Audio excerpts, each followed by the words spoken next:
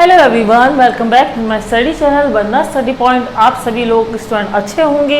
आप सभी लोगों को देखिए पता लग गया है कि जो मेंस का एग्ज़ाम है, पता क्या लगा है एक्चुअल में, हमें सबको पहले से ही पता था कि जो मेंस का एग्ज़ाम है हमारा अगस्त में होना है। ठीक है, तो 1 मंथ बांधते हुए स्टूडेंट अपनी बहुत अच्छे से तैयारी करिए। 101% अपनी जो उसमें पूरा एफर्ट अपना डाल दीजिए। ठीक है, अपना स्टडी में 1 मंथ है आपके पास, अच्छे से अपनी तैयारी करिए।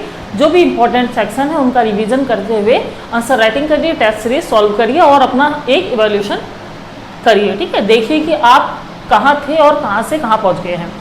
तो let's start with the lecture of today student. आज देखिए हम जो टॉपिक में डिस्कस करने वाले हैं, पॉलिटी का इंपॉर्टेंट टॉपिक है। बहुत ज़्यादा इंपॉर्टेंट इसलिए भी है क्योंकि चुनाव प्रक्रियाओं में हम देखते हैं ये जो अधिनियम है ये एक महत्वपूर्ण अपनी भूमिका निभाता है। ठीक है, तो जन प्रतिनिधित्व अधिनियम 1950 एंड जन प्रतिनिधित्व अधिनियम 1951। ठीक है, आज के इस लेक्चर में हम पढ़ेंगे इन दोनों ही अधिनियमों के बारे में सब कुछ। आज इस लेक्चर को डिस्कस करने का एक रीज़न ये भी है कि हम देख रहे हैं हमारा एक तो करंट में भी चल रहा है। ठीक है, पहले हमारे क्या हुए थे, विधानसभा के भी 5 राज्यों में चुनाव हुए थे हाल ही में। ठीक है, अभी राष्ट्रपति चुनाव भी कराए गए हैं। ठीक है, द्रौपदी मुर्मू महामहिम जो है हमारी राष्ट्रपति बनी है, 15वीं राष्ट्रपति हैं, पहली ऐसी राष्ट्रपति हैं जो आदिवासी महिला से, आदिवासी ग्रुप से आती है, आदिवासी महिला राष्ट्रपति, और दूसरी महिला राष्ट्रपति बनी है। इससे पहले कौन थी, प्रतिभा देवी पाटिल थी। ठीक है, तो ये जो टॉपिक है हमारा निर्वाचन आयोग के साथ क्या करता है, एक महत्वपूर्ण भूमिका निभाता है। क्यों? क्योंकि इसमें क्या है, कई तरीके के प्रावधान किए गए हैं जो चुनाव की प्रक्रिया को कुशल बनाते हैं। ठीक है, तो आइए let's start with the lecture of today, जन प्रतिनिधित्व अधिनियम 1950। इसको स्टार्ट करने से पहले स्टूडेंट हम एक आर्टिकल पढ़ेंगे। ठीक है, जैसे कि हम सभी जानते हैं कि जो हमारा कॉन्स्टिट्यूशन है, ठीक है, संविधान के अनुच्छेद 324 से 329 तक किसका प्रावधान है, निर्वाचन आयोग का प्रावधान है। तो निर्वाचन आयोग का जो एक आर्टिकल है, आर्टिकल 326। ठीक है, हम देखते हैं आर्टिकल 326 में हमारा क्या है स्टूडेंट। आर्टिकल 326 में ये डिस्क्राइब किया गया है कि 18 वर्ष से ऊपर के वयस्क नागरिकों को, ठीक है, मताधिकार का प्रावधान दिया गया है। लोकसभा और जो राज्य की विधानसभा में चुनाव होते हैं उन सभी में। ठीक है, तो आर्टिकल 326 हमारा डिफाइन करता है कि वयस्क देश में जो चुनाव होंगे, 18 साल से ऊपर के जो वयस्क मताधिकार मत देने वाले वयस्क लोग हैं वो क्या करेंगे, मतदान देंगे लोकसभा एवं राज्यों के जो विधानसभाओं के इलेक्शन होते हैं उन सभी में। ठीक है, तो आर्टिकल 326 स्टूडेंट यहाँ से हमारा स्टार्ट हो जाता है। क्यों? क्योंकि ये मत देने का प्रावधान अपना कर देता है देश के सभी नागरिकों को प्लस 18 ईयर्स। ठीक है, अब जब हम देखते हैं कि संसद द्वारा ये अधिनियम बनाया गया, जन प्रतिनिधित्व अधिनियम 1950। ठीक है, सबसे पहले देखिए 2-3 चीज़ें जो इसके बारे में इंपॉर्टेंट है, 2-3 चीज़ें इसके बारे में जो एक्चुअल में आपको पता होनी चाहिए। ठीक है, 2-3 पॉइंट ऐसे हैं कि ये जन प्रतिनिधित्व अधिनियम जब हमारा 1950 आया था तो सबसे पहले क्या था कि जो लोकसभा, ठीक है, लोकसभा और राज्यों की विधानसभाओं में जो चुनाव होते हैं उन सभी चुनावों में सीटों का आवंटन किस प्रकार किया जाएगा वो जन प्रतिनिधित्व अधिनियम द्वारा ही बताया गया। एक ये चीज होगी। दूसरी कि मतदाता हैं जो, ठीक है, मतदाता की योग्यता, जो मतदाताएं हैं, ठीक है, जो उसमें मतदाता हैं उनकी क्या है, योग्यता का निर्धारण किस प्रकार होगा वो इसमें इस अधिनियम में बताया गया। और एक चीज इसमें ये बताई गई कि यहाँ पे ये क्या करेगा, मतदाता सूची तैयार करेगा, सीटों को भरेगा, ठीक है, और परिसीमन करेगा। तो 2-3 चीज़ें इसके बारे में जो 1950 में आई जन प्रतिनिधित्व अधिनियम में, वो ये था कि जो भी संसद हेतु चुनाव लड़ रहे हैं, ठीक है, उन लोगों की सभी की योग्यताओं का निर्धारण किस प्रकार से किया जाएगा वो जन प्रतिनिधित्व अधिनियम 1950 में आया। किस प्रकार चुनाव कराए जाएंगे, चुनाव कराने का प्रक्रिया, परिसीमन करने का प्रावधान परिसीमन किस प्रकार होगा, ठीक है, साथ ही साथ मतदाता सूची किस प्रकार तैयार की जाएगी, सीटों का आवंटन किस प्रकार होगा, ये सारी की चीज़ें हमारी किस में आ गई, 1950 में आ गई। इसके बाद हम देख रहे हैं कि इसमें इतनी चीज़ें थी, तो 1951 में जो हमारा एक जनप्रतिनिधित्व अधिनियम दोबारा से आता है वो इसीलिए लाया जाता है कि कुछ चीज़ें क्या होती है उसमें छोड़ दी जाती हैं। ठीक है, तो यहाँ पे क्या होता है, योग्यताओं के साथ ही साथ उसकी अयोग्यता का निर्धारण भी किया जाता है। चुनाव प्रक्रिया में कोई भ्रष्ट तरीके से कोई भी गलत चीज़ें ना हो उसके लिए ये जनप्रतिनिधि अधिनियम 1951 आता है। ठीक है, तो तो आइए देख लेते हैं इसके बारे में, इसकी डेफिनेशन से लेके इसके महत्वपूर्ण बिंदु, कि जैसे आपका मेंस के आंसर राइटिंग में ये आपका क्वेश्चन अगर आ जाता है तो आपको किस तरीके से अटेम्प्ट करना है, उसकी डेफिनेशन के साथ ही साथ उसके की पॉइंट्स को बता देना है। और स्टूडेंट आप सभी लोग इस टॉपिक को अपना अच्छे से तैयार करके ले जाइए, ठीक है। इस टॉपिक को साथ ही साथ निर्वाचन आयोग का भी पूरा एक मैंने लेक्चर में कंप्लीट करवा रखा है, ठीक है। तो देखिए, जनप्रतिनिधित्व अधिनियम 1950 हमारा है क्या?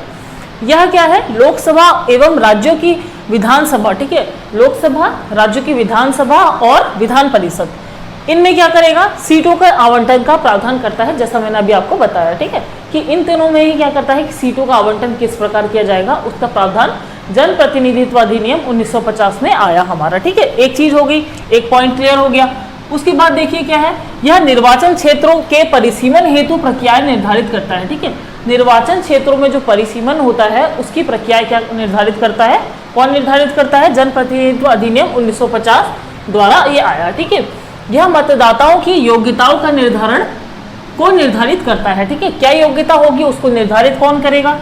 ये इसमें आया। यह मतदाता सूची तैयार करने और खाली सीटें भरने की प्रक्रिया क्या करता है? निर्धारित करता है। तो ये क्या करता है? मतदाता सूची तैयार करेगा और सीटें भरने की प्रक्रिया को क्या करता है? निर्धारित करता है, ठीक है। ये सभी हमारा किसमें आया सर? जनप्रतिनिधित्व अधिनियम 1950 में, ठीक है। तो जनप्रतिनिधित्व अधिनियम 1950 में ये सारी चीजें थी कि लोकसभा और राज्यों की विधानसभा, विधान परिषद में सीटों का आवंटन किस प्रकार से होगा, परिसीमन का प्रावधान रखा गया, ठीक है। मतदाताओं हैं जो, उनकी योग्यताओं का निर्धारण का प्रावधान रखा गया, सीटें कैसी भरी जाएंगी, मतदाता सूची तैयार करना, सारी ही चीजें जनप्रतिनिधित्व अधिनियम 1950 के अंतर्गत आई, ठीक है। अब इसका क्या महत्व है हम ये देख लेते हैं। महत्व देखिए क्या है इसका, कि ये अधिनियम क्या करता है? प्रत्येक संसदीय क्षेत्र निर्वाचन हेतु प्रत्यक्ष चुनाव का प्रावधान करता है, ठीक है। यह जो हमारा अधिनियम है ये क्या करेगा? जो सारे ही हमारे संसदीय क्षेत्र हैं, ठीक है, भारत के प्रत्येक भूभाग में, प्रत्येक संसदीय क्षेत्र में निर्वाचन कैसे होगा? प्रत्यक्ष चुनाव द्वारा होगा, ठीक है। क्योंकि हम देखते हैं कि हमारी जो लोकसभा है वो राज्य की विधानसभा है, यहाँ पे प्रत्यक्ष चुनाव द्वारा ही क्या होता है?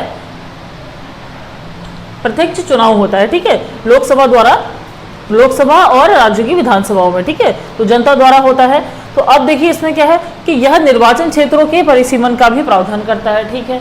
जो निर्वाचन क्षेत्र होंगे उसमें किस प्रकार से परिसीमन होगा, उन सभी का प्रावधान कौन करता है? हमारा जनप्रतिनिधित्व अधिनियम 1950 में आता है। ये इसका क्या है? ये सारे ही इसके इंपॉर्टेंस पॉइंट है, ठीक है, महत्व में आ गए सारे। देश की यह लोकसभा में सभी राज्यों को उचित प्रतिनिधित्व प्रदान कर देश की संघीय राज्य व्यवस्था को मजबूती प्रदान करता है, ठीक है। तो यहाँ पे आपने देखिए अच्छी एक की पॉइंट मिला आपको कि संघीय राज्य व्यवस्था, ठीक है। तो यहाँ पे क्या करता है? ये लोकसभा में, ठीक है, सभी राज्यों का उचित प्रतिनिधित्व करता है, ठीक है। उचित प्रतिनिधित्व करके देश की जो संघीय राज्य व्यवस्था है उसको क्या करता है? मजबूती हमारा प्रदान करता है, ठीक है। एक चीज हो गई। तो ये क्या है? इसके 3 पॉइंट हैं जो इसमें किसमें आ गए स्टूडेंट? महत्व में आ गए, ठीक है। और ये हमारा क्या था? जनप्रतिनिधित्व अधिनियम 1950 के पहले आता है। बाद में हमारा कौन सा अधिनियम आता है? जनप्रतिनिधित्व अधिनियम 1951, ठीक है। तो दोनों ही ये हैं हमारे, उसके बाद ही हमारा जनप्रतिनिधित्व अधिनियम 1951 आता है। दोनों बहुत ज़्यादा इंपॉर्टेंट है, ठीक है, दोनों ये हमारे इंपॉर्टेंट टॉपिक हैं और आपको इसमें अच्छे से अपना आंसर राइटिंग एक प्रिपेयर करके ले जाना है मेंस के लिए, ठीक है। अब देखिए ये जो चुनाव की प्रक्रिया है, ठीक है, चुनाव की प्रक्रिया में हमारा आर्टिकल 326 महत्वपूर्ण रोल निभाता है। क्यों? क्योंकि यहीं से सारी चीज़ें स्टार्ट हो जाती है कि आर्टिकल 326 में क्या कहा गया है कि 18+, ठीक है, 18+ एज के लोग क्या करेंगे? मतदान करेंगे, ठीक है। मतदान का यहाँ पे प्रावधान हमारा रखा गया है और ये क्या है? मताधिकार का जो अधिकार देता है वो हमारा आर्टिकल 326 देता है, ठीक है। उसके बाद आता है हमारा जनप्रतिनिधित्व अधिनियम 1950, फिर आता है हमारा जनप्रतिनिधित्व अधिनियम 1951, ठीक है। तो ये 3 क्या है? हमारे जो एक चुनाव प्रक्रिया है, चुनाव प्रक्रिया के तीनों क्या है? स्तंभ हैं।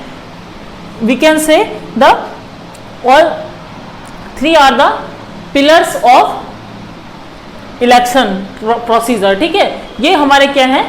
3 ये क्या है? चुनावी प्रक्रिया के 3 स्तंभ हैं, ठीक है। कि ये क्या करते हैं, हमारे बहुत बड़ा महत्वपूर्ण रोल निभाते हैं। दीज आर द 3 पिलर्स, ठीक है। सारे ही इलेक्शन में ये जो 3 चीजें हैं, आर्टिकल 326 जनप्रतिनिधि अधिनियम 1950, जनप्रतिनिधित्व अधिनियम 1951 बहुत ज्यादा महत्वपूर्ण रोल प्ले करते हैं। क्यों करते हैं? क्योंकि जो भी हमारी चुनावी प्रक्रिया है, ठीक है, उसको क्या करते हैं, ये कुशल बनाते हैं, उसको क्या करते हैं, जवाबदेह बनाते हैं। कैसे बनाते हैं? क्योंकि इसमें क्या है, सारे ही प्रावधान इसमें रख दिए गए हैं जो इस अधिनियम के अंतर्गत आते हैं, ठीक है, जो एक हमारी चुनावी प्रक्रिया को अच्छा बनाते हैं, उसे एक क्या करते हैं, मजबूती उसे प्रदान करते हैं, ठीक है। तो उसके बाद आता है हमारा जनप्रतिनिधित्व अधिनियम 1951। तो देख लेते हैं जनप्रतिनिधित्व अधिनियम जो 1951 में है, उसमें क्या चीजें एडअप कर दी जाती हैं, ठीक है। तो जैसा कि हमने देखा कि उसमें क्या था, हमारी केवल राज्यों की विधानसभा, लोकसभा, विधान परिषदों, उसमें सीटों का आवंटन, योग्यताओं का निर्धारण, इतनी सारी चीजें रखी जाती हैं, ठीक है। बट इसमें क्या इसमें और क्या चीजें रखी जाती हैं कि यह अधिनियम चुनावों के आयोजन को विनियमित करता है। ये इसकी डेफिनेशन हो गई कि यह अधिनियम क्या कर रहा है, चुनावों के आयोजन को विनियमित कर रहा है। यह सदन की सदस्यता हेतु उम्मीदवारों की योग्यताओं, ठीक है। तो ये क्या है, सदन की सदस्यता हेतु उम्मीदवारों की योग्यताओं एवं अयोग्यताओं की, उनकी क्या योग्यता होंगी और उनकी क्या अयोग्यता होंगी, ठीक है। योग्यताओं का भी निर्धारण कर रहा है और अयोग्यताओं का निर्धारण करता है। यह अधिनियम भ्रष्ट आचरण तथा अन्य चुनाव संबंधी विवादों के समाधान का प्रावधान करता है।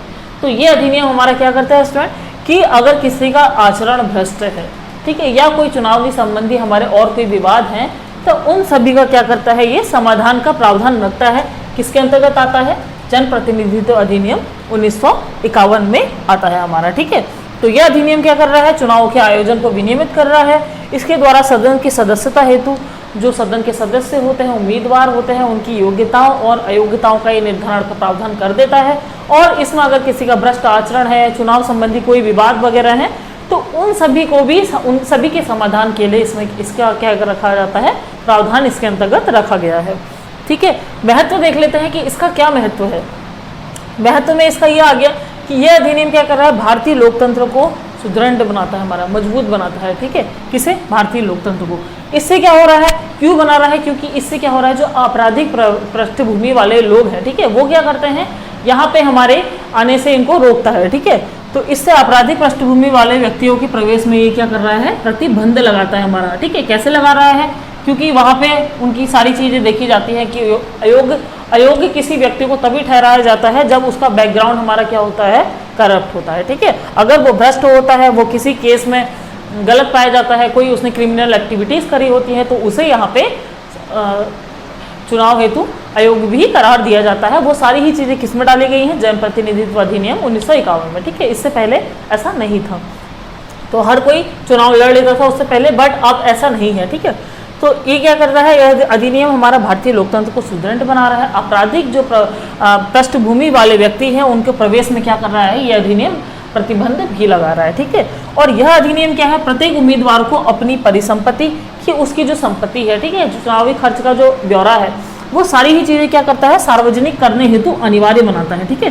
तो ये सारी चीज़ें क्या कर दी गई है, अनिवार्य कर दी गई है कि अगर कोई उम्मीदवार चुनाव लड़ना चाहता है तो उसकी जितनी भी परिसंपत्ति है, चल संपत्ति या उसके साथ ही साथ जो चुनावी खर्च का ब्यौरा है, वो सब उसको क्या करेगा, सार्वजनिक करेगा, ठीक है।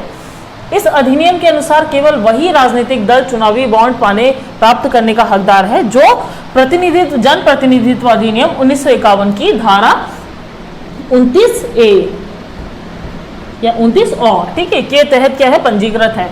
तो ये आपका मोस्ट इंपॉर्टेंट एक पॉइंट है और इसे आपको याद कर लेना है। कभी आपसे प्री में भी पूछा जा सकता है ये चीज, ठीक है, कि इसकी क्या है, जनप्रतिनिधित्व अधिनियम हमारे जो 1951 है, इसकी एक धारा है, ठीक है। कौन सी धारा है, धारा 29A, ठीक है। तो धारा 29A जनप्रतिनिधि अधिनियम की 29A की धारा में जो पंजीकृत होता है, वही क्या है, इस अधिनियम के तहत राजनीतिक जो दल है, ठीक है, पॉलिटिक्स की जो पार्टीज होती है, ठीक है, इलेक्शन पार्टीज, तो उसमें क्या है,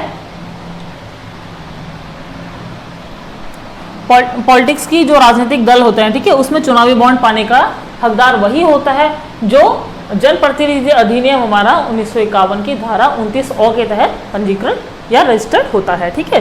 तो संविधान में किसी भी चुनावी प्रक्रिया को ये क्या करता है, कुशल बनाता है, जवाबदेह बनाता है और आवश्यक अधिनियमों को, इसमें सारी ही चीज़ों को क्या किया गया है, कवर ये करता है। ठीक है, जो संविधान का भाग 15 है उसमें आर्टिकल 324 से लेके आर्टिकल 329 तक हमारा क्या है, चुनावी प्रक्रिया को ये मजबूत बनाता है। ठीक है, तो जितने भी हमारे देश में इलेक्शन होते हैं, चुनाव होते हैं, उसमें कोई भी चीज़ें जो एडअप करी गई हैं, ठीक है, कितनी सारी चीज़ें उसमें बाद में डाली गई हैं, वो सब क्या है, उसमें जनप्रतिनिधि अधिनियम हमारा 1950 के तहत रखी गई है, जनप्रतिनिधि अधिनियम हमारा 1951 के तहत रखा गया है। ठीक है, तो दो इसमें 2-4 जो इसके मेन पॉइंट है जो आपको पता होना चाहिए कि इसमें एक्चुअल में इसमें डिफरेंस क्या है इन दोनों में, वो यही है कि पहला क्या है, 1950 वाला जो ये है उसमें क्या था कि लोकसभा और राज्यों की विधानसभा और विधान परिषद में सीटों का प्रावधान था। ठीक है, जो मतदाताएं हैं, ठीक है, वोटर्स, उनके योग्यताओं को निर्धारित करता था, मतदाता सूची तैयार करता था, खाली सीटें भरने की प्रक्रिया का निर्धारण करता था, इतनी चीज़ें थी।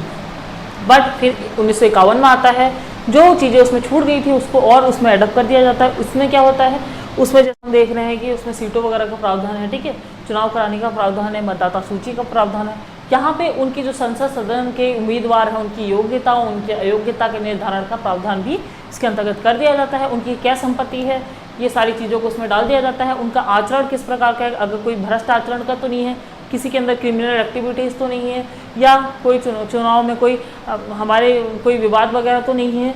तो यही सारी चीज़ें इसमें हमारे जनप्रतिनिधित्व अधिनियम 1951 में डाल दी गई है। और एक इम्पॉर्टेंट इसकी धारा की धारा जो 29A है, ठीक है, जनप्रतिनिधि अधिनियम 1951 की धारा 29A के तहत जो पंजीकृत होता है उसी राजनीतिक दल को क्या होता है, चुनावी बॉन्ड इसमें मिलता है। ठीक है, तो यही था स्टूडेंट आज का आर्टिकल, आज का हमारा टॉपिक। और एक आर्टिकल 326 जिसके बारे में हमने डिस्कस किया, ये तीनों हमारे क्या हैं, पिलर्स हैं हमारे इलेक्शन कमीशन के लिए, जो उसके साथ एक महत्वपूर्ण भूमिका निभाते हैं कि हमारे देश में प्रत्यक्ष निर्वाचन जो होता है उसे कुशल बनाता है। ठीक है, और एक फेयर जो इलेक्शन होता है वो इंडिया में होता है इसके द्वारा। ठीक है, तो कैसा लगा आपको आज का लेक्चर अच्छा लगा है तो लाइक करिए, शेयर करिए ज़्यादा से ज़्यादा। चैनल पर आप नए हैं, फर्स्ट टाइम देख रहे हैं लेक्चर्स, तो सब्सक्राइब भी कर लीजिए चैनल को। मिलते हैं स्टूडेंट फिर एक नए लेक्चर में, तब तक के लिए आप अच्छे से पढ़िए, एक मंथ आपके पास है, बहुत अच्छे से अपनी स्टूडेंट तैयारी करिए। Thank you.